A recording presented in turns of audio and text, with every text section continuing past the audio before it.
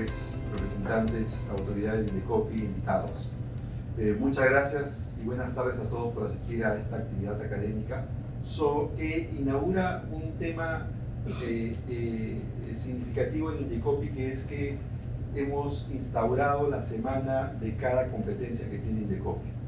Indecopi tiene 8 competencias, una de ellas es la competencia de barreras y esta es la semana de barreras y va a ser esta semana todos los años. Y en esta semana van a haber una serie de actividades académicas a cargo de las autoridades de barreras, siendo este evento uno de los que se van a hacer durante toda la semana. Y el tema de barreras es un tema bastante nuevo para Indecopi, pero a pesar de ser nuevo, ya ha tenido su prueba de juego, en su caso emblemático, con el tema de la tercerización. En ese momento que surgió el tema de la tercerización, fue una prueba de juego para las autoridades de Indecopi a cargo del área de barreras, porque todo el mundo y toda la sociedad en el Perú estaba observando si Indecopi efectivamente iba a hacer valer sus fueros y si iba a hacer efectivamente el control de barreras que la ley le había asignado, y lo hizo. Y fue un perfecto ejemplo para poder apreciar la fuerza que tiene esta competencia que tiene Indecopi, que pudo suspender un proceso de cambio en el escenario del derecho laboral y que fue muy efectivo. En barreras hay otras actividades que han tenido mucha efectividad y podemos decir, según los números que tenemos para el año 2023, que se han logrado eliminar en total un número de 4.720 barreras burocráticas, y que esa eliminación ha generado un ahorro de 117 millones de soles. El tema de barreras además tiene una singularidad, porque es el Estado contra el Estado, es decir, es el Estado como Indecopi que evalúa y examina lo que el Estado está haciendo en otras entidades y otros estamentos, y ha probado que sí lo puede hacer, y por eso es que el caso de tercerización es bastante emblemático para demostrar que Indecopi sí cumplió las funciones para las cuales se le dio esa competencia. Estoy seguro que en este conversatorio del día de hoy van a poder debatir con mayor amplitud y profundidad lo que ahora estoy señalando, y auguro el mayor de los éxitos en esta actividad. Muchas gracias a todos ustedes.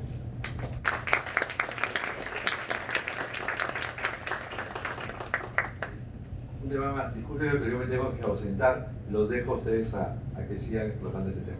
Gracias. Muchas gracias, presidente, por sus palabras.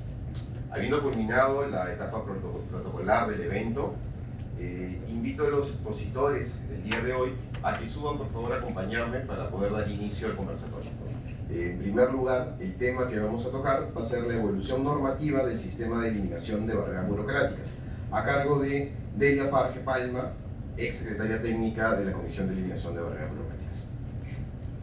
Comenzamos con contarles, más o menos, no está literal, es más o menos el 26 bis que encontramos en el año 2011. Como pueden ver, aún se llamaba Comisión de Acceso al Mercado, pese a que realmente ya era la SEM. Y se hablaba que efectivamente podía conocer de los actos y disposiciones, se hablaba que efectivamente podía imponer sanciones y multas al funcionario que imponga la barrera burocrática de 2 a 5 UITs. Acompañado de esta norma venían otras normas transversales como la 27444, algún otro nombramiento por ahí en otra norma, y lo más importante, la jurisprudencia de Indecopi, que le dio contenido y fortaleza a esta función. Sin embargo, ¿qué pasaba? Teníamos una cantidad de personas limitada, denuncias que cada vez se incrementaban más, y tropiezos para el inicio de las actividades de oficio. Uno de los tropiezos, por ejemplo, que ustedes lo van a notar con solamente leer la norma, es no solamente las multas son muy pequeñas, sino que además las multas se imponían al funcionario que aplicaba la barrera burocrática. Y además no existían los tipos infractores de manera taxativa. Esos fueron algunos que otros problemas con los que nos vimos cuando empezamos a fortalecer la actividad de oficio. Sin embargo, como les comentaba, mucho de la jurisprudencia ayudó al fortalecimiento. Pero necesitamos una norma, y allí viene el primer gran cambio que se trabajó, que fue la famosa ley 30.056. Esta ley de julio de 2013 modificó el 26 bis y solamente he puesto aquellos cambios que son realmente dignos de comentar. En primer lugar, ya no se pone la sanción exclusivamente al funcionario que aplique la barrera, sino que ordene la aplicación. Es algo que puede sonar sutil. Sin embargo, cuando uno ejerce la función, se da cuenta que el funcionario, el último de la cola, el de la ventanilla, aquel que no tiene poder de decisión, ni siquiera hace las normas ni opina sobre ellas, terminaba siendo sancionado. Y aquel que detenta el poder de hacer las normas, de modificarlas y dar las órdenes, se escapaba del sistema. Entonces, este cambio normativo fue sumamente importante para empezar a cambiar conductas.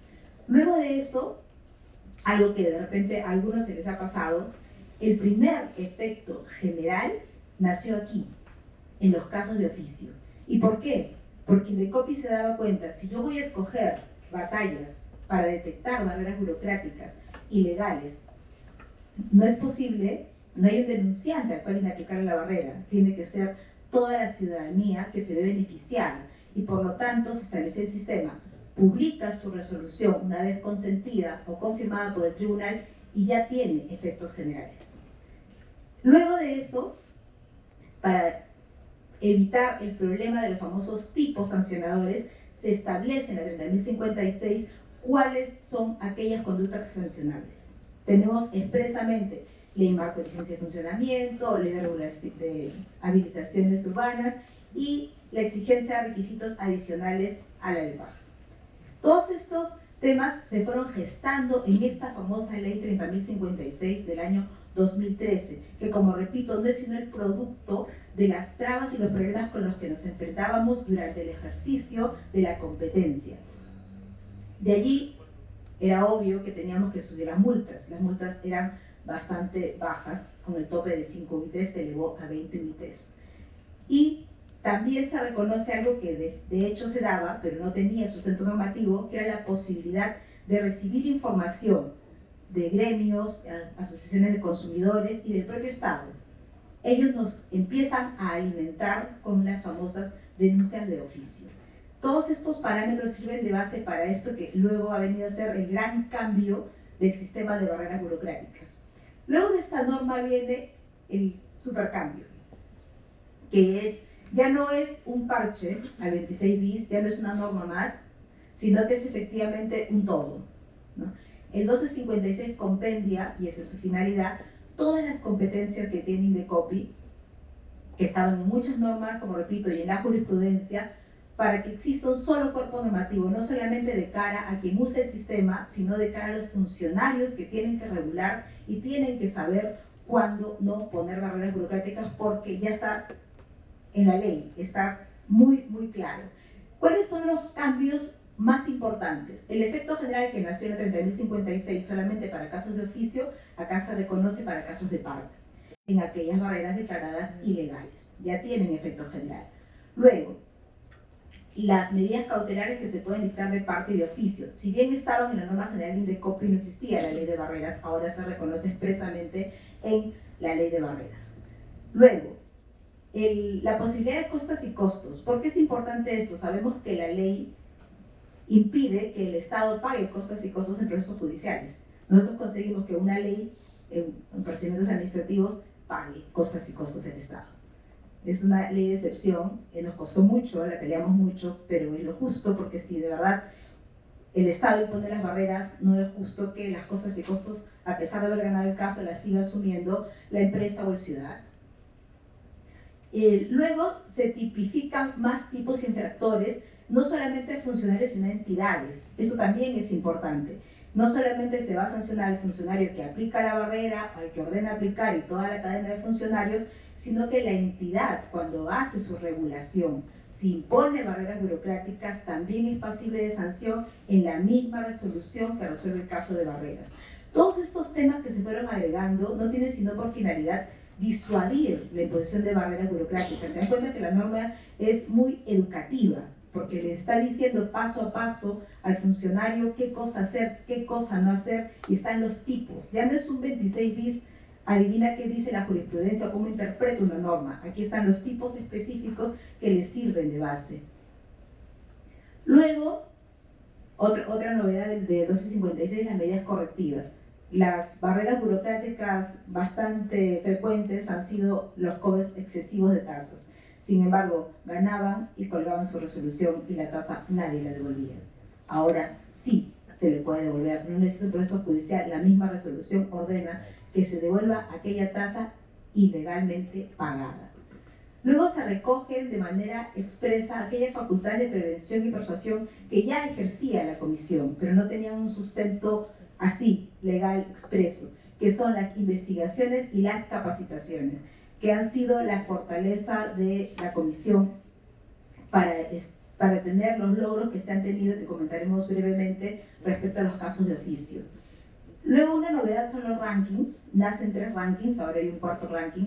Estos 3 rankings que nacen son para poner en vitrina cuáles son las entidades que imponen más barreras, las que imponen menos barreras y aquellas que aplican medidas para no imponer barreras.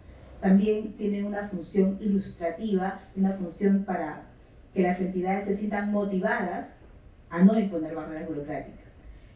Luego, y esta novedad de la abogacía nace casualmente por la expertise y la técnica que tienen los funcionarios de Indecopi. En el ejercicio se pueden dar cuenta que hay barreras no burocráticas, no administrativas, sino con rango de ley. Frente a ellas no se puede hacer nada.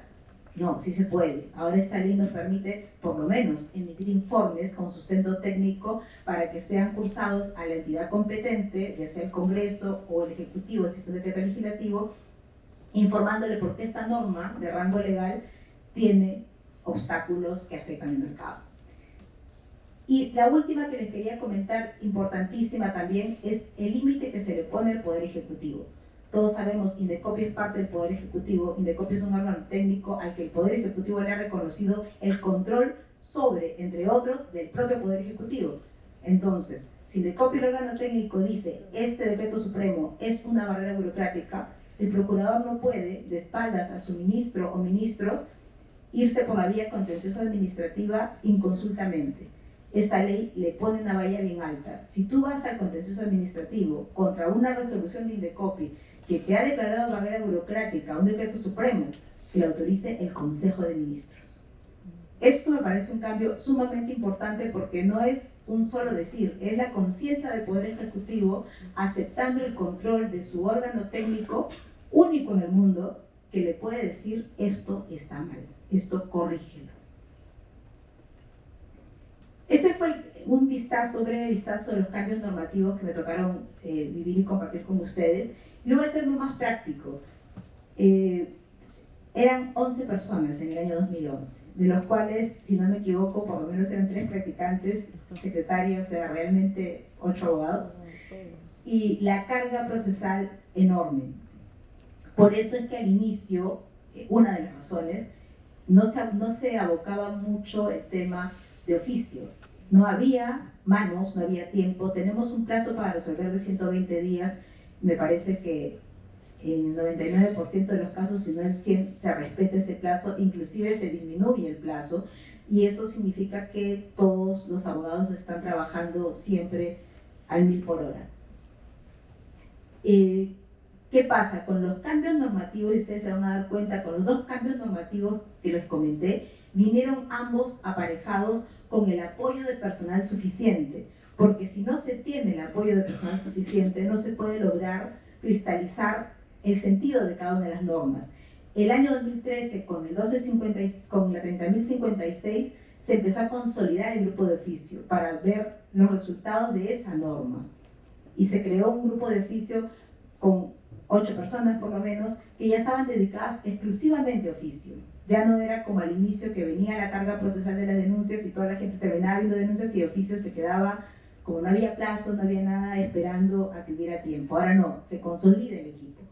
En el año 2023 ya se cuenta con 32 colaboradores y 3 equipos muy definidos, que son el resolutivo, que ve las denuncias de parte, el preventivo, que es el caso de oficio, y un equipo sancionador, que es relativamente nuevo, que tiene por finalidad velar por el cumplimiento de estas resoluciones con efectos generales, de velar por el cumplimiento de las medidas correctivas, ¿no? Todo el sistema, como ven, va evolucionando, pero se requiere del personal técnico y el expertise para que esto se siga consolidando. Algo muy importante que no puedo pasar por alto es que en el 2017 se crea la SRB. El secretario técnico Francisco nos acompaña. Creo que fue un éxito crear, es un cambio muy importante crearla, porque así como yo les cuento, en el 2011 en Lima se avanzaba muy poco en el tema de oficio, en provincias pasaba lo mismo. Entonces había que fortalecer provincias. Si bien inicialmente abarcan una región, que fue La Libertad, el éxito del trabajo de la propia Secretaría Técnica ha devenido en que ahora tenga a cargo todas las regiones. Tiene méritos propios, logros propios que supongo en su oportunidad serán comentados. Acá resultados, para no aburrirlos mucho, de modo muy general. Por el tiempo, solo he podido recabar las últimas cifras. Del año 2016 al 2023 tenemos 12.500 barreras burocráticas eliminadas voluntariamente. Recalco el voluntariamente porque esta es la labor de oficio. Este es el equipo que se gestó en el año 2013 con todo el esfuerzo de los cambios normativos, con el cambio de chip del funcionario. O sea, la barrera burocrática no se impone porque el funcionario quiera imponerla. Ese fue el primer chip que tuvimos. Muchas veces es desconocimiento. Mantienen la norma porque así estaba, pues. Eso que piden porque sí lo pedían, ¿no? Y hay un desconocimiento sobre que esa es una barrera burocrática. Entonces, para nosotros era muy claro, enseñar, enseñar y enseñar. Se empezaron unas capacitaciones, y ahí está la cifra reciente de capacitaciones. Solamente del 2020 al 2024 se han capacitado 12.000 personas, entre funcionarios y público en general. Años anteriores las cifras también son bastante elevadas. El último año 2023 se sacaron 2 manuales que le llamábamos ABC. Están colgados en el portal de Indecopi, los pueden ver fácilmente. Uno de ellos está dirigido al público en general, a los empresarios, a quienes quieren hacer uso del sistema como usuarios, como denunciantes. Inclusive tiene un modelo de denuncia en la parte final. El otro ABC es novedoso, muy novedoso, porque inclusive de su redacción está enfocado al funcionario que hace sus normas, al que hace el TUPA, al que hace la regulación, cómo puede hacerlo sin imponer barreras burocráticas. Y también le redacta, por si acaso, cuáles son las multas de las que puede sufrir, ¿no? El ahorro económico, por último, de los últimos 5 años, el presidente ya comentó del último año, 117 millones. Estas cifras son bastante fuertes. Si hacemos un paralelo con cuánto le cuesta al Estado mantener barreras versus lo que le ahorran a los empresarios, yo creo que dan Indecopi por goleada, ¿no? O sea, es un sistema muy efectivo, muy eficiente, y creemos que año tras año esta cifra inclusive va creciendo. Solo para comentarles antes de cerrar, y que el sistema de barreras a lo largo de todo este tiempo que les he contado, de los cambios normativos, incrementos de personal y todo, ha tenido reconocimientos tanto nacionales como internacionales. En el año 2016, que se ganó el Premio Ciudadanos al Día y un premio del Banco Mundial. Tengo entendido que la SRB, que les comenté el año pasado, también ganó un premio del Banco Mundial. Todo ello por la práctica que hace este sistema de barreras burocráticas, que, repito, sus normas finalmente han recogido mejoras que han salido del propio sistema como necesarias, y todas ellas aparejadas de un fortalecimiento institucional. Muchísimas gracias por su atención. Atenta a cualquier pregunta.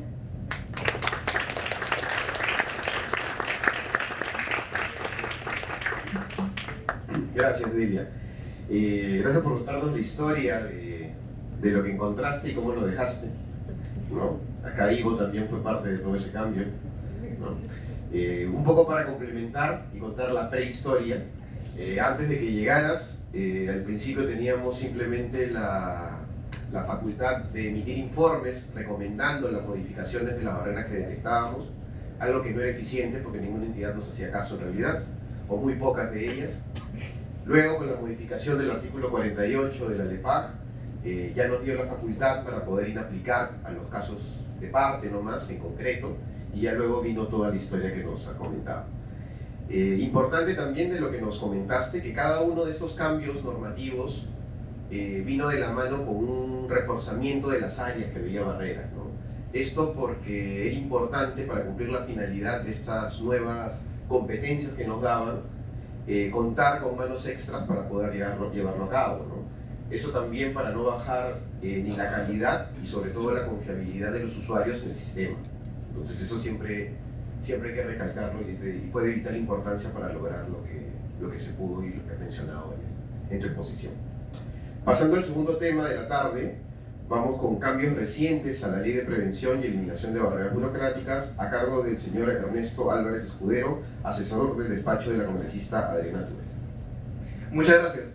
En principio, me gustaría iniciar dando unas extensibles gracias de parte del despacho de la congresista Tudela. Como se imaginarán, ahorita estamos de cara a la siguiente legislatura, así que hay muchísimo para hacer, por lo cual el día de hoy no podía estar presente. Sin embargo, quería extender su saludo tanto al equipo del Indecopi como a su presidente Villanueva, quienes ya están realizando una encomiable labor tan buena como la que de hecho realizó el expresidente Ayufri en su momento y al cual tuve el placer de ser un colaborador en el área de barreras con el secretario técnico Francisco Ochoa. Dicho esto, lo que quería brevemente era explicar algunas de las que al menos desde nuestro despacho creemos son algunas mejoras iniciales al menos para poder fortalecer este mecanismo de barreras burocráticas tan importante que recordemos que es prácticamente el único que hay en el mundo. Si bien El Salvador tiene uno, es muy reciente, de 2018, nosotros somos los pioneros en esa materia y los que hemos trasladado al ciudadano el poder a nivel administrativo tener las herramientas para poder eliminar aquellas barreras, aquellas sobreregulaciones que impiden que puedan emprender en nuestro país, algo que es súper necesario, sobre todo a día de hoy para la reactivación. El primero de esos cambios que propusimos y que logramos aprobar en su momento fue esta, tal vez un poco polémica, figura de la interpretación favorable. Se discutió mucho de cómo se debía contener esta figura y a donde llegamos en última instancia fue de que cuando exista algún tipo de duda, sea entre los comisionados o sea entre los vocales, de cómo se va a emitir esta resolución final, ante esta duda se tiene que priorizar digamos, la postura que beneficie al administrado, pero obviamente dentro de la base de lo que la ley y la Constitución en general exige. Recordemos que el área de barreras burocráticas no es otra cosa, sino que una subrama del derecho a la competencia que está regulada, a fin de cuentas, en el capítulo económico de la Constitución. Entonces hay un interés general del Estado en sí mismo en promocionar de que el peruano pueda emprender más allá de la regulación ilegal o irracional que se pueda generar, incluso por parte del mismo Estado, ¿no? Entonces esa fue la figura que se terminó plasmando dentro de la modificatoria de la 1256. La segunda, que también la discutimos en su momento, fue el tema de poner de manera expresa que se podía conocer y se podía resolver sobre la base de barreras burocráticas que fuesen indirectas. ¿Qué quiere decir? En ocasiones hubo algunos problemas que se identificaron dentro de, podía ser de la CEP o de la SRB. Les pongo un par de casos. Recordarán desafortunadamente el tema del oxígeno medicinal. En un primer momento hubo una discusión donde se decía, oye, quien está denunciando produce el oxígeno medicinal, pero no lo vende. Y como ellos no venden y están denunciando la comercialización, o mejor dicho, se estaría afectando la comercialización, entonces habría una afectación indirecta y como tal se ponía en tela de juicio si sería improcedente o no la denuncia. Esto es un caso, digamos, complicado porque no solo estamos hablando del dinero que puede perder el emprendedor, sino también de las vidas que se pueden perder a nivel nacional y que de hecho tuvimos algunos problemas en la materia en su momento. Esto se logró resolver en última instancia, pero ya dejó saber de que había algo ahí que podríamos ajustar un poco. Un caso no tan fuerte, no tan negativo de repente, pensemos en la venta de bebidas alcohólicas en bodegas. Puede parecer poca cosa, sin embargo las bodegas tienen en su índice de ventas creo que por encima del 25% solo para las bebidas alcohólicas. Entonces no es poca cosa. Y muchas municipalidades, como varios de ustedes sabrán, ponen algunas barreras a este tipo de bebidas, por ejemplo, una restricción horaria, o llegando a extremos tan grandes como prohibirla de plano en distintos municipios. Eso en un momento se iba a denunciar, pero no por los bodegueros, sino que se denunció por los productores de la bebida, por ejemplo de la cerveza, pensamos en alguna gran empresa. ¿Cuál era el problema? Otra vez, tú produces la cerveza, tú no estás vendiendo la cerveza y por tanto no hay una afectación indirecta. Entonces, para evitar este tipo de problemas, lo pusimos de manera expresa. De ahora en adelante, las barreras burocráticas se pueden materializar independientemente de si la afectación es directa o la afectación es indirecta. Ya habrá que ver en la evolución de las resoluciones cómo va avanzando la materia. Otra cosa que también discutimos mucho fue el tema de las medidas cautelares. ¿Qué sucede? Denunciar una barrera burocrática es complicado, porque demora 120 días hábiles como máximo, por supuesto, más la apelación, que son otros 120 días hábiles, y siempre está el diablo atrás en tu oreja, que es la posibilidad de irte al contencioso administrativo. Son plazos enormes, y en esos plazos, imaginemos al emprendedor que tiene una empresa de transportes, tiene los camiones estacionados en el terminal terrestre, no puede trabajar con ellos, tiene que pagar al personal, tiene que pagar la manutención de los camiones, tiene que pagar dónde se estacionan los camiones, etc. Todos esos costos durante un plazo muy amplio de días hábiles en el cual realmente no vas a ver si le dan o no dar la razón. O en todo caso que si se la dan, ya el efecto de la barrera sería inocuo comparado a todo lo que has perdido en el camino. Entonces el tema de la barrera burocrática ciertamente en materia de las medidas cautelares tenía una problemática principal. No tenía plazo para ser concedida. Y acá sí yo creo, incluyéndome que laboraban en el INDECOPI, podríamos hacer un poco de mea culpa de estas resoluciones un poco clásicas en su momento, resoluciones finales estoy hablando, y me imagino que varios de los que han laborado o laboran aquí las conocerán, de esta cuestión previa donde te decían, bueno, como ya estamos resolviendo, conforme a tu medida cautelar solicitada, ya carece sentido, porque ya te estoy dando la razón en una resolución final. Entonces muchas gracias por tu medida cautelar, ya está, listo. Eso era un problema. Y se había hecho un poco costumbre durante un periodo de tiempo. Entonces lo que se estimó es poner un plazo. El plazo lo discutimos abiertamente con el INDECOPI para poder llegar a un número de días que sea plausible, donde la entidad pueda conocer y analizar correctamente el caso sin tener que apurarse, y llegamos al promedio que era de 30 días hábiles. Otra cosa que modificamos en las medidas cautelares era que la valla de los indicios que se tuviesen que presentar para que te concediesen o no la medida cautelar fuesen ya no tan como una inversión de la carga de la prueba del denunciante, sino que sean algunos indicios que sean razonables y que este costo que te podía generar a largo plazo se podían incluir varios tipos de costos, no solo monetarios, sino por ejemplo los costos de oportunidad. Eso también se llevó a modificar en la norma. Otro, y creo que es el más importante al menos para la congresista Adriana Tudela, es el caso de las denuncias informativas. De hecho, hace un par de semanas tuvimos un evento donde varios de los que están aquí presentes pudieron participar, por ejemplo el doctor Francisco Ochoa, donde estuvimos destacando la importancia de estas denuncias, porque, uno, no tienen costo. Una denuncia de barreras burocráticas cuesta más de 500 soles. En promedio, según el INEI, ya hace varios años, antes de la pandemia, un peruano que se podía clasificar, según el INEI, en clase baja o pobreza extrema, tiene un gasto mensual que no superaba los 300 soles. Entonces es complicado pedirle a un emprendedor que gaste casi el doble de lo que tiene que gastar en sus alimentos de su familia a nivel mensual para poder intentar emprender y a ver si le dan la razón o no. En cambio, la denuncia informativa es gratuita, completamente gratuita, y tiene otra gran ventaja, que es anónima, si tú deseas que lo sea. Muchas personas no denuncian a la entidad que está ahorcándolas, porque claro, si yo soy un pequeño emprendedor y yo tengo o quiero tener una MIPE, está un poco complicado que yo me meta y ataque a la municipalidad si es que en el futuro, aunque me den la razón, ya me dan un gran enemigo, ¿no? Un enemigo poderoso, que puede establecer nuevas barreras burocráticas, o inclusive puede establecer medidas no amparadas en la ley. Y en cuyo caso, si analiza la razonabilidad y la barrera es irracional, declarará con efectos generales su inaplicación. Y ahí vale preguntarse también cuántas normas a día de hoy, sobre todo a nivel regional y municipal, cumplirían con los criterios de razonabilidad de la 1256, ¿no? Eso va a estar bien interesante más bien de ver en el camino. Y por último, para tampoco extenderme demasiado, quería hablar de una materia que hablaron hace un momento, que era el de la abogacía de la competencia. Eso también se discutió, y es que había un problema. Tenemos un artículo de la 1256, los que la hayan, o trabajen con ella, la hayan estudiado, que como bien mencionaban, facultaba al INDECOPI para poder elevar informes, sea el ejecutivo, sea el legislativo, que se haya elevado para cuestionar la razonabilidad, la justificación, la proporcionalidad de alguna ley a la fecha.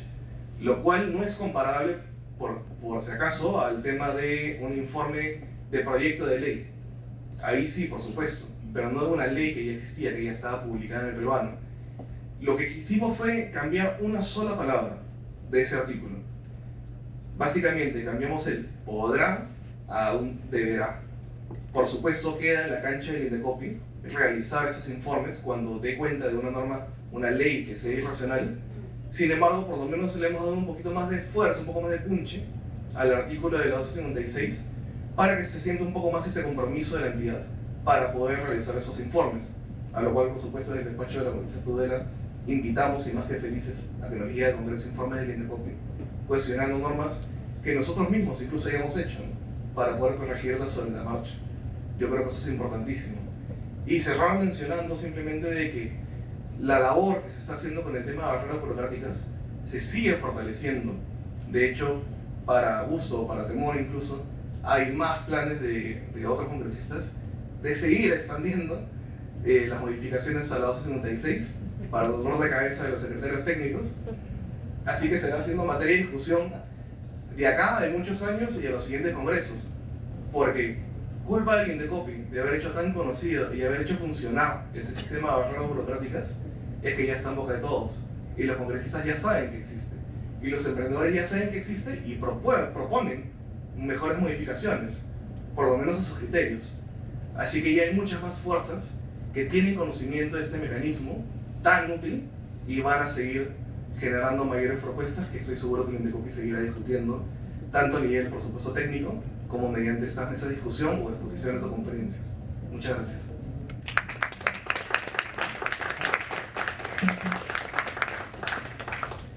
Muchas gracias, Ernesto. Esperamos ver pronto mayores resultados de los cambios que has mencionado, también poder conversar sobre los cambios que tienen por hacer, tanto el despacho de la congresista Tudela como los demás congresistas, ¿no? Y siempre, como mencionaba de ella, importante que todas las modificaciones o la dotación de mayor competencia venga acompañado de una dotación de mayor gente también para poder seguir manteniendo la calidad que nos ha hecho conocidos a nivel de todos los usuarios del sistema, ¿no? Y justamente hablando de modificaciones, pasamos a nuestro último tema, a cargo del señor Ivo Gagliuffi, expresidente del INDECOPI, y que fue uno de los principales impulsores del decreto legislativo 1256, la denominada ley antibarreras, quien analizará el tema oportunidades de mejora que requiere el sistema de eliminación de barreras burocráticas. Gracias, Luis Marcelo. Más bien, gracias por la invitación a este panel. Súper contento de estar acá contigo, con Delia, con Ernesto, y bueno, reencontrarme con los equipos técnicos del INDECOPI y con tanta gente familiarizada y experta en el tema. Es un placer, la verdad. No venía que hace 5 años, imagínate, de que se extrañaba. Yo escucho con cierto escepticismo las discusiones que se dan en barreras burocráticas, no lo que he hecho el panel, que me miran mal. Pero ¿por qué? Porque hay que tener cuidado con el sistema de barreras burocráticas. Miren, primera idea que es básica para manejar todos. Efectivamente es un sistema made in Perú.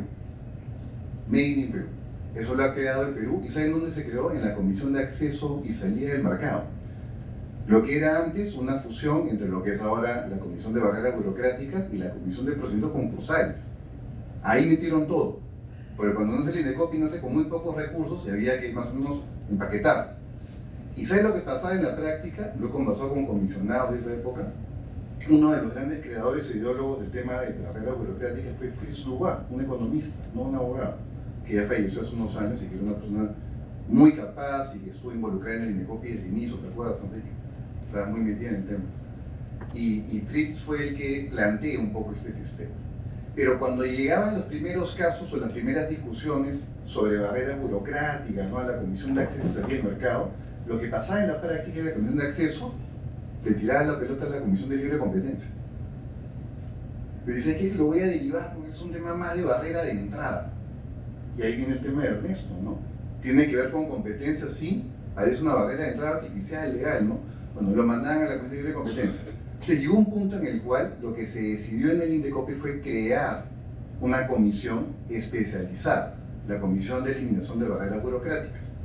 ¿Por qué? Porque comenzó a crecer la cantidad de casos y se comenzó a definir de una manera un poco más precisa en la jurisprudencia la figura. Entonces, nace un poco de manera accidentada. Made in Perú, sí, pero claro, como ocurre en el Perú, no siempre con estas dificultades, pero salió adelante. ¿Y se parece algo en el mundo? La verdad es que no. Mira, se ha hecho un análisis sobre el tema. Efectivamente, el que tiene ahorita una ley igualita es El Salvador, pero porque vino, y eso es un tema anecdótico para que sepan, no voy a arreglar varias cosas hoy día, ¿verdad? Por si acaso. Ya me dieron tiempo, ya no tengo obligaciones, nada, así que ya... Vino una comisión de congresistas de El Salvador. Vinieron como 10, ¿no? Pero bueno. Y se reunieron con nosotros acá en la institución, ¿se acuerdan? Con Pancho, con Dele, con unos grupos técnicos acá. Y nos preguntaron acerca de la figura porque ya era conocida afuera. Dijimos, bueno, sí, podemos colaborar. Bueno, hicieron copy-paste y hicieron la ley. Y la aprobaron. La aprobaron en tiempo récord, además. El Salvador tiene una ley idéntica a la ley de eliminación de barreras burocráticas peruanas. ¿Pero por qué? Porque el Perú le vende la idea a El Salvador. Y ojo, se ha discutido además, les comento, en Chile y en Argentina. Son dos países que hicieron consultas al INDECOPI para ver si podían sacar adelante el tema. No ha salido una ley al respecto aún, pero en Ecuador también, efectivamente, la región comenzó a averiguar acerca del tema. Entonces hay que ser orgullosos de la normativa. Lo más similar, para que lo tengan en cuenta los que investigan estos temas, es una figura que se llama red tape, cinta roja, que es una figura inglesa. Los ingleses tienen un sistema bien interesante que cada cierto tiempo, cada cierto número de años, hacen una revisión ex post regulatoria, que es una recomendación que siempre hay que hacer. No solamente hay que aprobar una ley, esa ley debería pasar por un tamiz de revisión a ver qué tan efectiva fue. ¿Fue buena? La mantenemos. ¿Estuvo más o menos? Bueno, la podemos mejorar. ¿Fue mala? La derogamos. Y lo que hacen en Inglaterra es le hacen una consulta a los ciudadanos. Y los ciudadanos mandan sus cartas, sus opiniones, y el gobierno inglés analiza, se lo da a un comité de trabajo y ese comité decide si procede o no eliminar ciertas regulaciones. No es Estado contra Estado, ¿se dan cuenta? Es ciudadanía, le aporta al Estado y el Estado mismo deroga o no. Pero es lo más similar, ¿ok? Pero como les decía, hay que ser escépticos, porque lo bueno es que, claro, tenemos el modelo, lo exportamos, etc. Pero en el fondo es malo que tengamos una ley de eliminación de barreras burocráticas. ¿Se dan cuenta por qué, no? Porque lo que refleja que este país tenga, sí, el único en el mundo, el pionero, ¿no?, de una ley de eliminación de barreras burocráticas, es porque la gente, el empresario, el agente económico, constantemente enfrenta en su realidad una maraña burocrática que lo ahoga. Y por eso el Estado ha tenido que impulsar una normativa de eliminación de barreras. Y por eso estamos siempre mal en los rankings, ¿no es cierto?, para ser empresa en el mundo. Entonces, claro, yo veo y felicito a los equipos del INDECOPI que constantemente van eliminando y cada vez más, ¿no es cierto? Él exponía, cada vez existen más barreras. Pero ¿se acuerdan que cuando estábamos acá discutiendo los temas decíamos, oiga, esta es una norma, hay que grabárselo, que debe tener vocación autodestructiva? Esa es su vocación, autodestructiva. Tiene que ser tan potente que algún día el Estado aprenda a no emitir barreras burocráticas, ilegales o racionales. Y eso se acabe. Y pasa a ser no una comisión de eliminación, sino una comisión de monitoreo. Y lo que hay que potenciar es lo que ya se viene haciendo, potenciar el ACR, el análisis de calidad regulatoria, que lo que busca es, a mayor ACR, menor posible incidencia de barreras burocráticas. A eso debe apuntar el Perú. Es bueno tomar en cuenta. Claro, nos reconoce la OCDE también, ¿eh? Ojo. En el documento del Peer Review 2018 de libre competencia, la OCDE reconoce esto como un modelo magnífico para eliminación de barreras de entrada en libre competencia. Entonces, esa es la introducción que quería hacer para que vean cuál es el contexto y cuál es la visión que yo tengo respecto al tema. Súper orgulloso, contento del tema, pero ojo, esto no debería subsistir. Otro detalle interesante, ya que me han pedido que hable sobre mejoras a la ley. Me cuesta, pues, porque yo estoy involucrado en la ley, efectivamente. Pero yo estoy involucrado coordinando. El grupo de trabajo eran 4 barrerólogos. O sea, me están diciendo, no digas, pero lo voy a decir igual. Los 4 barrerólogos que lideraron la norma, que se reunían constantemente para aportar el proyecto desde el Instituto Legislativo al Ejecutivo, a la PCM, eran de ella, sentada en la mesa, Pancho Ochoa, Roxana Arellano, que está ahí, escondida, y Sofía Ugaz. Eran los 4 que coordinaban y coordinaban con sus equipos al mismo tiempo para sacar adelante una norma que fue tan potente. Una norma hecha de manera técnica, sin visión política, técnica. Por eso salió tan bueno. Pero claro, como toda norma es perfectible. Y en la práctica, siguiente por favor si me ayudas, se han dado una serie de proyectos. Efectivamente está en el radar del Congreso, como advierte Ernesto, está en el radar. Hay 5 proyectos de ley que se han presentado después de que se dio la 1256. 3 se fueron al archivo. Y 2 fueron acumulados, entre ellos uno de la Comunidad Tudela, y se aprobaron. Y eso generó la modificación del año pasado, 2023, ¿correcto? Que podemos estar a favor o discutir, pero lo cierto es que lo que buscó fue potenciar el sistema. Yo coincido con varias de las propuestas, hay otras con las cuales yo discrepo respetuosa y técnicamente, por ejemplo, temas interesantes. Miren, cuando el grupo de barrerólogos se sentó a diseñar la norma, primer gran obstáculo que se discutía, y administrativistas connotados que veo acá presentes en el evento, era, oigan, ¿cómo van a plantear una aplicación con efectos generales? Eso es inconstitucional, control difuso del INDECOPI. ¿Se acuerdan? Era un debate válido. La gente decía, ¿cómo le hace decir al INDECOPI que el INDECOPI ahora comienza a eliminar normas? ¿Qué se cree? ¿El Poder Judicial? Entonces se aprovechó la oportunidad de poder hacer una de esas facultades con un decreto legislativo y se buscó darle un sustento técnico, la exposición de motivos, por eso está tan detallada la exposición de motivos, donde se explicaba que lo que es ilegal para uno es ilegal para todos. Era absurdo que el INDECOPI aplicara de manera individual para una persona la barrera y todos quedan en la cola para pagarle la tasa, esperar el procedimiento y también se le elimina a ustedes. Oigan, si se le eliminase, ¿por qué? Porque iba contra la ley. Bueno, ningún ciudadano se le debería imponer la misma barrera. Esa lógica fue tan potente que efectivamente ha calado. Ha calado. Al menos a la fecha, luego de casi 5 años, no hay ninguna demanda de disconstitucionalidad, ¿no? En TC, que yo sepa, ¿no? Podría haber, pero lo cierto es que se debería defender esa figura, porque es una figura que, como han visto, y lo resaltó el presidente Villanueva ahora, y también los equipos, siguió en el caso de tercerización. A ver, pues, ¿qué pasa si no hay una creación de efectos generales y está el en tercerización? ¿Salía adelante o no salía? Hacían su cola las 350 empresas que habían presentado su denuncia, más o menos 350, más todas las demás que no le habían presentado. Hubieran tenido que hacer todas lo mismo. ¿Ok? Así que eso es un tema interesante. Claro, la amplia razonabilidad. Eso es más discutible. ¿Por qué? Porque, claro, lo que es racional para uno probablemente no sea racional para todos, porque es caso por caso. Pero sí reconozco la audacia de sacar adelante también ese extremo. Otro tema importantísimo, ¿no?, que comentaba Ernesto con Delia, los rankings. Claro, pero ¿por qué? Pues miren la lógica de la ley. ¿Han visto cómo se llama la ley? No, la 1256. No se llama ley de eliminación de barreras. ¿Cómo se llama? Ley de prevención y eliminación. ¿Pero por qué? Pues como pueden ver, esa ley la dividimos con los barrerólogos en 2 partes. Pues. La primera, buscar que no haya barreras, prevenir, educar, capacitar al Poder Ejecutivo para que los funcionarios sepan detectar una barrera y no dictarla, pues, o no implementarla. Darles ranking positivos para que les pongan una medallita cada vez que eliminan una barrera que no es, ¿no? Pancho pone medallas todo el tiempo, a nivel nacional además. Y Pancho mismo es testigo de cómo los funcionarios se sienten orgullosos de haber levantado la barrera. Miren esa dinámica. Y la segunda parte es eliminación de barreras, ¿correcto? Eso se estableció como un tema de política pública. Además, las abogacías. Claro, no había diente, ¿no? Detectaba la barrera, sí, pero haces un informe, pero anda, picha a quienes han hecho la ley que tú quieres que se derogue. Entonces, muy bien, se ha potenciado la figura de la abogacía copiándosela, ojo, a la ley de libre competencia. Se copió la figura. Eso no fue un invento. Es la misma advocacy de competencia. Y así, bueno, entre otros temas. Y yo voy a tocar en un momento el tema de que se querían ir en ACA todos los sentidos del Poder Ejecutivo. Y eso se estableció una norma que le voy a explicar ahora, porque tiene toda una historia detrás, que es bueno que la conozcan. Que me están apurando. El siguiente, por favor. Siguiente, por favor, siguiente. Siguiente nomás. Ese es el índice. Tengo 5 propuestas muy concretas. Reflexionando después de tiempo, claro, todo se puede mejorar. Delia, no sé si vamos a seguir siendo amigos después de este evento.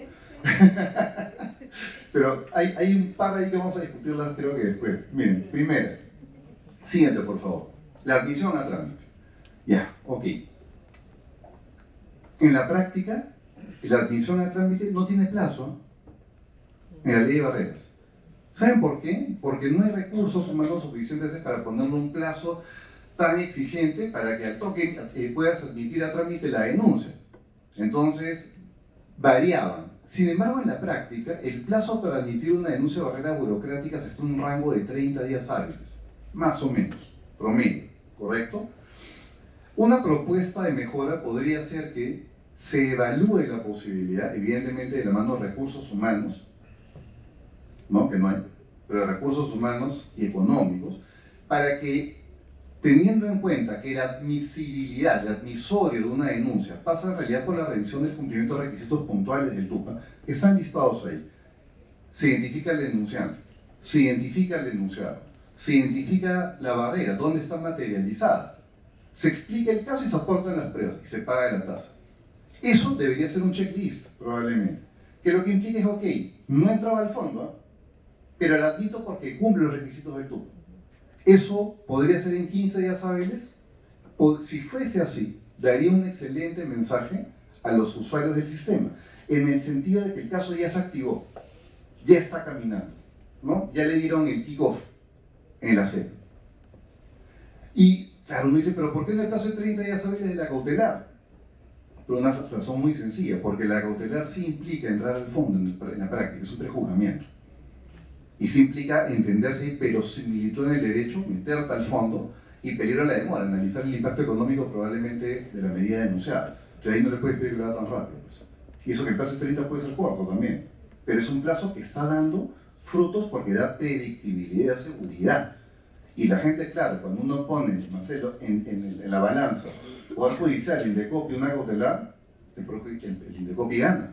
Pues son 30 días hábiles como tope, aparte del conocimiento técnico. Víctimas de su éxito. Un poco el mensaje de Ernesto, ¿no es cierto?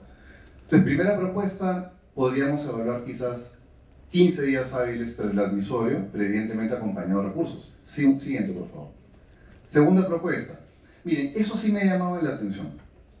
El Indecopi era siempre cuando alguien solicitaba que se suspenda un procedimiento, en todos los órganos resolutivos, pero sobre todo en barreras burocráticas, la sala en particular, hacía el análisis del test de triple identidad.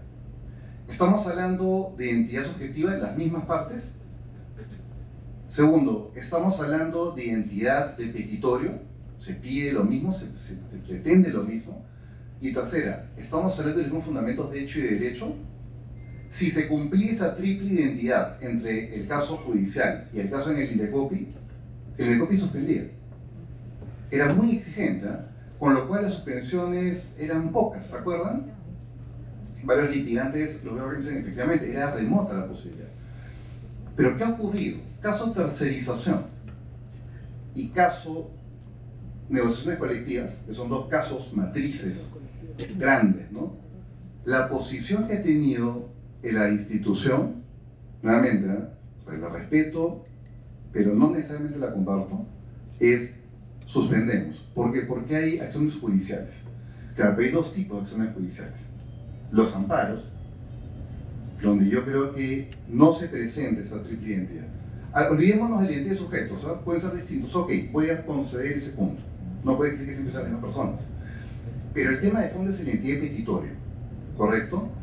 Y en los amparos, el petitorio apunta a otra cosa, apunta a la nulidad en la práctica, a la no validez del acto denunciado sobre la base de derechos constitucionales. Mientras que en barreras burocráticas a lo que se apunta no es a la validez o no de la norma, sino a la inaplicación de la norma. Claro, si uno es suspicaz, claro, no le has expulsado, pero en la práctica es como si le expulsara. Pues.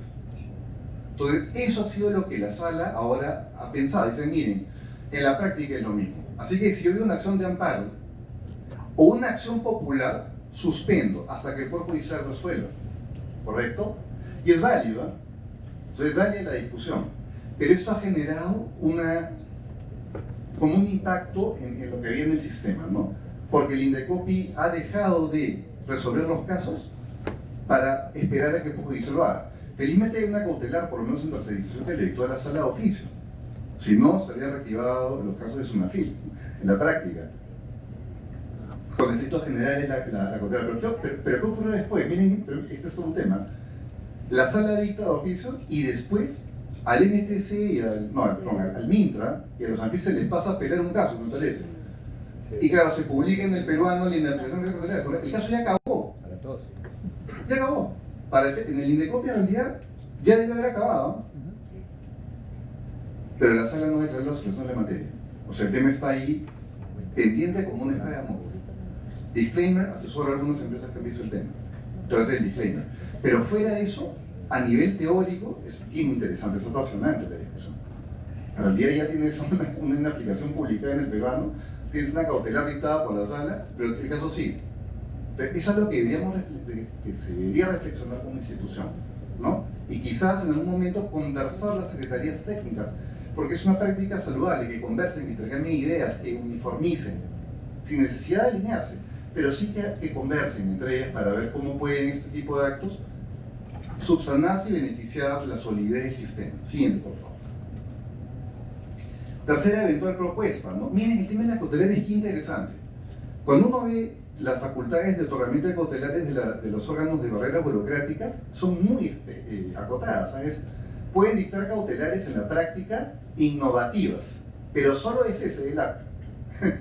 Es decir, que se le puede ordenar que se abstenga de aplicar la medida denunciada.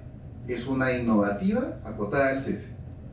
Pero lo cierto es que en Código Procesal Civil, y por reflexión ahora con más amplitud, tú tienes dos tipos de cautelares, ¿no? Las innovativas efectivamente y las no innovativas. La innovativa es cambia lo que ha ocurrido porque me está afectando. La no innovativa es, oye, no cambies, ¿sabes? El status quo, déjalo como está. Y uno se pone a pensar, bueno, ya, ok, Ivo, pero ¿para qué quieres emplear las no innovativas? Si no hay casos no innovativos. Pero la realidad siempre va más allá de la teoría. Y lo cierto es que en la práctica se están dando casos en los cuales, por ejemplo, una municipalidad ya prepublica un proyecto de ordenanza o publica una ordenanza con efectos diferidos, entrará en vigencia en 60 días. Y ahí está. Y claro, la herramienta que ella habla es que puede denunciar por amenaza, por la modificación del 56. Pero me pongo a pensar, ¿no sería mejor evaluar la posibilidad que se dicten cautelares también de tipo no innovativo, que puedan darle claramente la facultad al Indecopi y decir, oye, incluso en esos casos, mantengas el statu quo, que no entre en vigencia esa norma?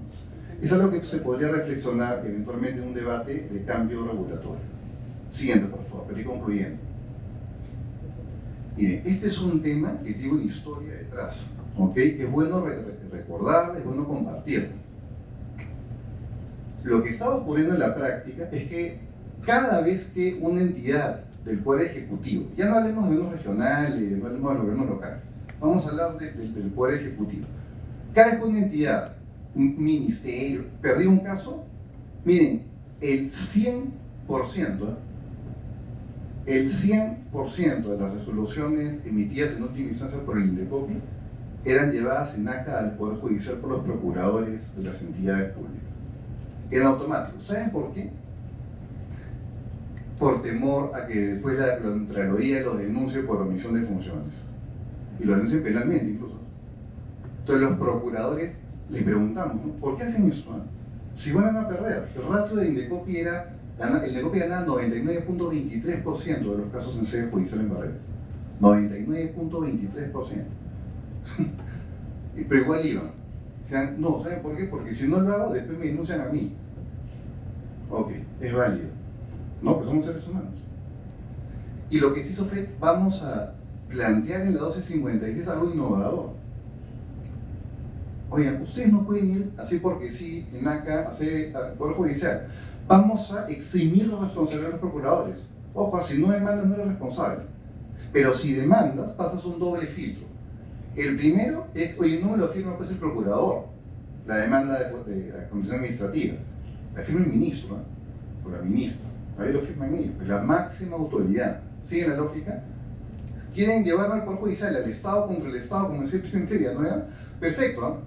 Pero que no sea pues la segunda línea, tiene que ser el jefe, firmar el ministro. Y la segunda no solamente firma el ministro, porque el ministro lo pueden convencer quizás rápidamente, ¿no? Puede ser un tema político en el caso, sino que además se aprueba, ¿saben dónde? En el gabinete, es decir, en el Consejo de Ministros. En los años que yo vi que se implementó la norma, se aprobó, y fue un debate, ¿eh? Pero se aprobó. ¿Saben cuántos casos se dieron a sede judicial en 4 años? 2. Y 2 del MTC. 2. Para que vean la potencia. Los procuradores estaban convencidos de que no tenían caso. Pues. Y los pocos casos que sí estaban convencidos, y que el ministro lo peleó en el gabinete. Y consiguió que el Consejo le aprobara ir a sede judicial. Y eso genera certidumbre. Es decir, cuando se le gana a una entidad del Poder Ejecutivo en Indecopi, prácticamente ya tiene la tranquilidad que el caso lo ha ganado o va a perdurar tu posición por años. ¿Ok? Pero ¿qué ha pasado? Que entra un proyecto de ley, ¿no? Un proyecto de ley que a mí me parece que debe ser impulsado por el Poder Ejecutivo o por algún sector, ¿no? Que no le gusta pues, pasar por esos filtros. Y lo que dijeron fue, ok, miren, está bien, pero siga aprobando la máxima autoridad.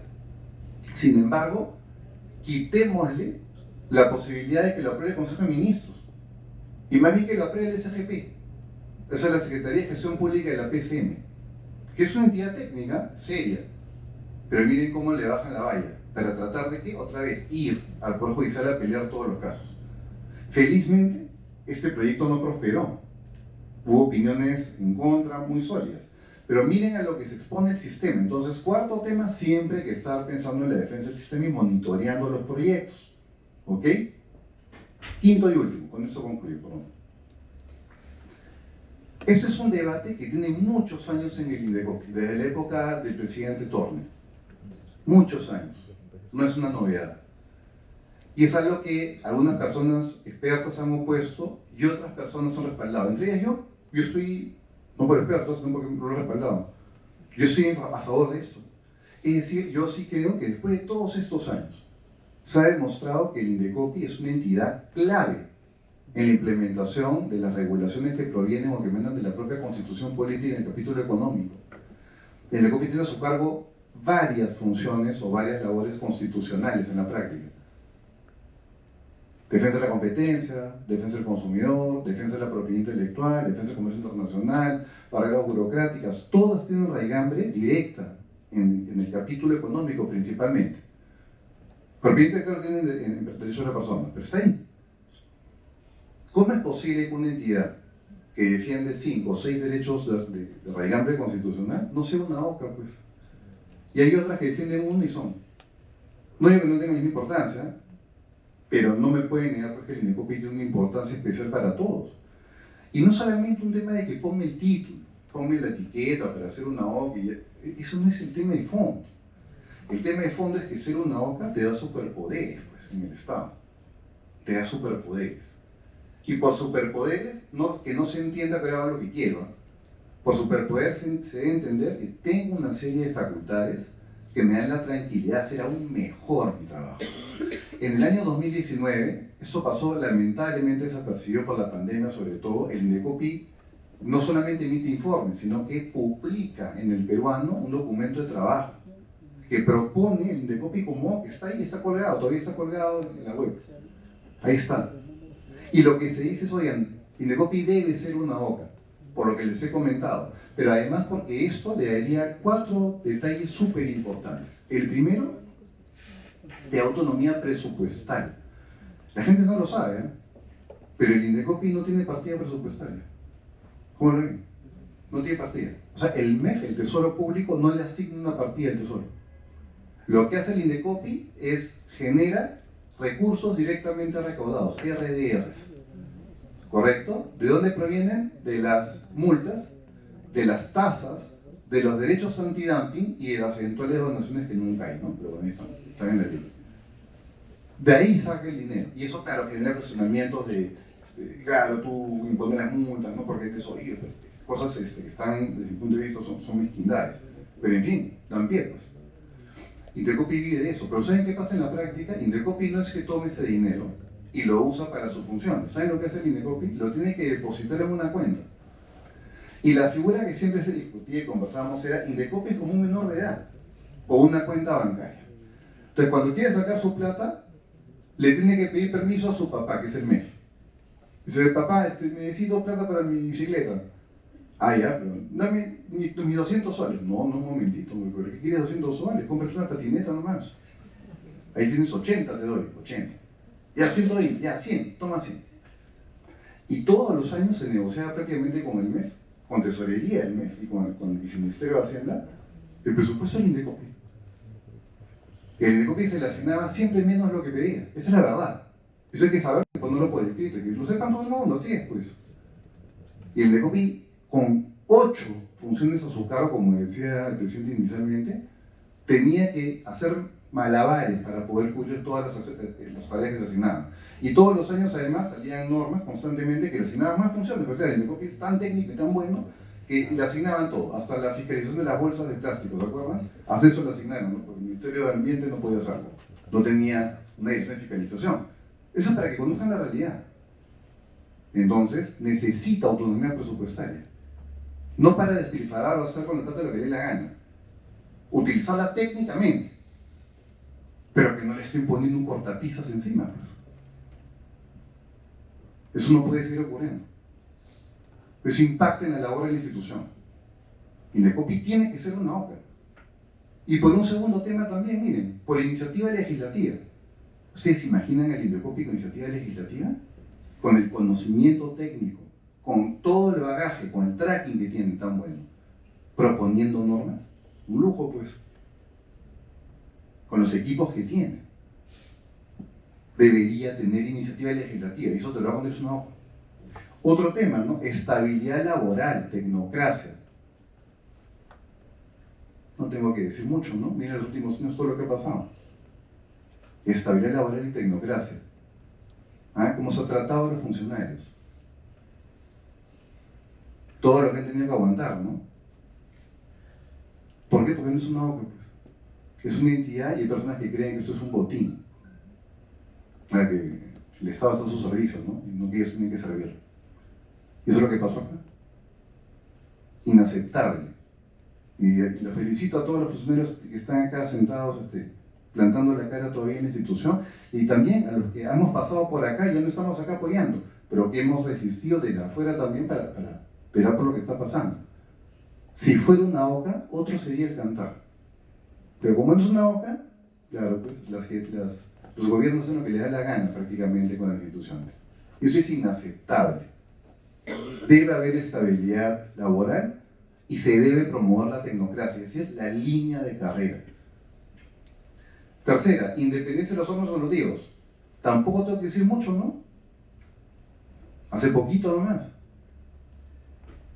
El área administrativa enfrentando al área resolutiva, acusándola públicamente, investigándola, fiscalizándola, poniéndola en jaque, presionando para poner término a su gente. Inaceptable. El área administrativa está para gestionar, no para inmiscuirse en las áreas resolutivas. Esa es la regla número 1 que te enseñan cuando entras al Indecopi, de la gestión de Beatriz Boza. Esa es la regla número 1. El presidente del Indecopi, interesante, ¿sabes cómo Jorge Muñiz, me acuerdo cuando ya acá me dijo, mira, yo fui uno de los primeros presidentes del Indecopi, ¿sabes cómo me llaman a mí? Juan Sin Tierra. Claro, porque eres rey pero no tienes reino, pues. Claro, te van a escribir el presidente del Indecopi, sí, pero tú no lo sabes, ¿ah? No te equivoques. Tú gestionas, tú ayudas para que la fábrica resuelva. Eso hay que entenderlo del día 1. Eso es para apoyar. Bueno, y para respetar a los resolutivos. Una OCA, no digo que va a asegurar el tema, pero va a reforzar la idea de que los resolutivos son independientes y que nadie se puede meter con ellos, ni ponerles la agenda, ni amenazarlos. Y si hacen algo mal, para eso está el OIPAC, pues. Para eso están los procedimientos regulares, ¿no es cierto? No las amenazas o los videos filmados en YouTube o en Facebook para poner acusaciones o difamar a otros funcionarios. Y por último, ¿no? Y eso es un tema, lo digo por mí en particular, ¿no? Por nadie en especial, por mí en particular. Cuando yo estaba acá, en 2019, propusimos justamente en ese documento que el presidente del INDECOPI debería ser designado por concurso, que no sea una designación de confianza. ¿Por qué? Porque siempre existe el riesgo de que se pueda designar a alguien que no tiene la visión que corresponde, como ya ocurrió hace poquito, como corresponde. Entonces, eso era importante que se estableciera. ¿Ok? ¿Y eso qué implica? Que puede haber un concurso totalmente tecnocrático como los reguladores que pasan exámenes, o por un concurso mixto, técnico-político, un tecnopol, un concurso tecnopol. ¿Qué significa eso? Que se designa o se identifica a buenos técnicos que conozcan la materia, pero se les pasa a través de un comité de selección, que puede ser la SBS, con el BCR, con el Defensor del Pueblo, etc. Y se les pasa por un tamiz político que implica que la Comisión Permanente del Congreso eventualmente apruebe la designación. ¿Eso qué te da? Fortaleza técnica y respaldo político para gestionar. Como ocurre en Chile, en algunas designaciones. Esos son los elementos que se deberían rescatar impulsando una OPE. Y ojo, esto no es un tema ya tan teórico. Si no me equivoco, justamente el despacho de la Congresista Tudela ha recogido la idea y hay un proyecto de ley. Y ojo, ya tiene dictamen favorable. Está en el pleno del Congreso del año pasado y ojalá que se pueda retomar el debate para que eventualmente se apruebe esta iniciativa. Ya que se han modificado no sé cuántos artículos de la Constitución, este es el que se debería implementar y ponerlo en rango constitucional. Esas son las propuestas que estaba pensando, las ideas que estaba pensando que podían contribuir a entender mejor el sistema de barreras y bueno, ver cómo lo podemos ir mejorando, ¿no?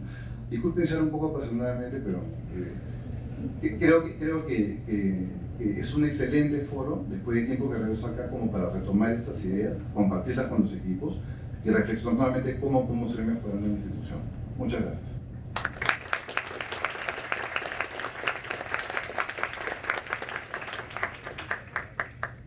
Muchas gracias, Ivo. Muy interesantes tus propuestas de mejora.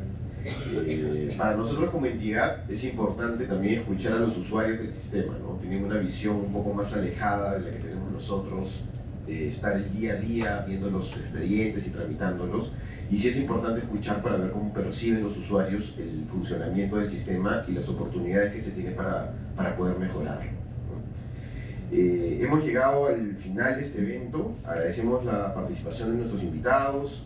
Y como resumen, creo que podríamos decir que el sistema de eliminación de barreras burocráticas, como bien lo decía Ivo, es algo made in Perú, no es nuestro totalmente, debemos estar orgullosos de eso. Y ha sufrido a lo largo del tiempo distintas modificaciones, distintas evoluciones, como lo mencionaba Delia en su primera intervención, siendo tal vez la más importante la creación del decreto legislativo 1256, ¿no? La ley antibarreras.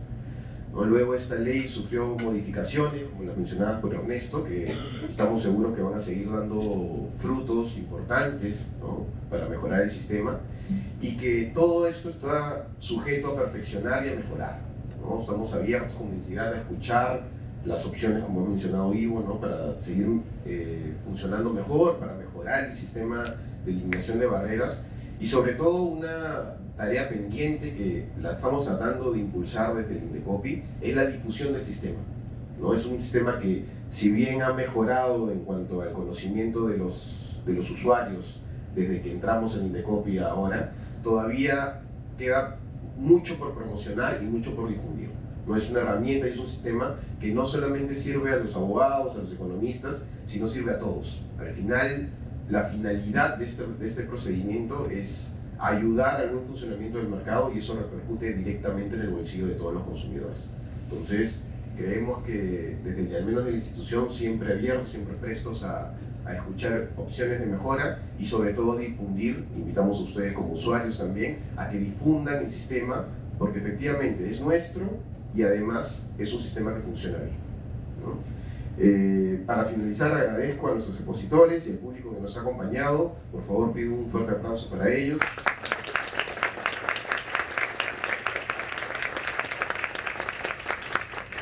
Muchas gracias a todos, tengan buenas tardes y hasta una siguiente oportunidad.